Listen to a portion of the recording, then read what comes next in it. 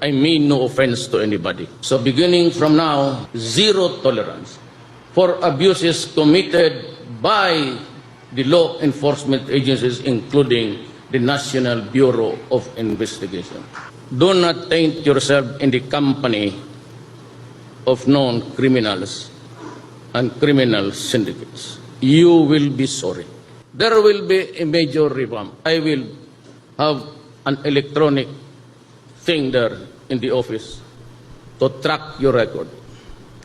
And I would know, at alam ko ngayon, kung sino yung mga generals who are tainted with corruption and drugs. And you know that, I know, we all know, you better resign. You have no more future in the police.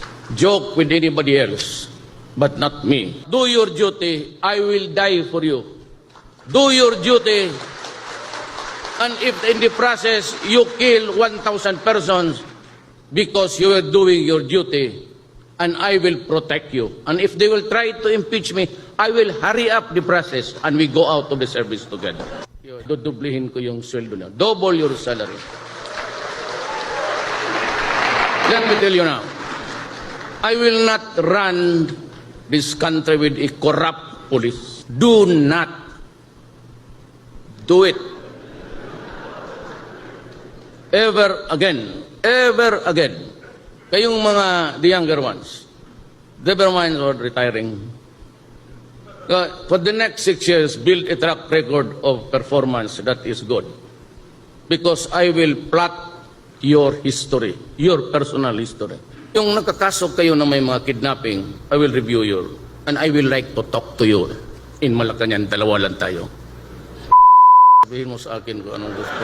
My job is to bring peace.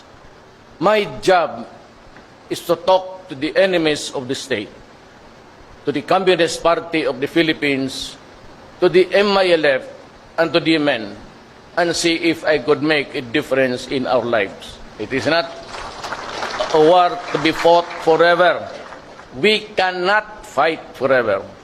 We might have the weapons, the armaments, and the bullets, but the mortars. But that does not make a nation.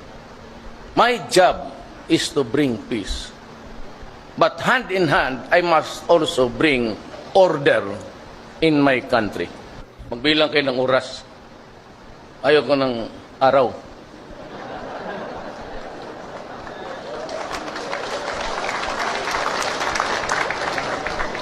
The drugs must be suppressed. It cannot be eliminated. For as long as the greed for money is there, the very corrosive effect of money has had an impact on our society. There are a lot of people, lives destroyed using it.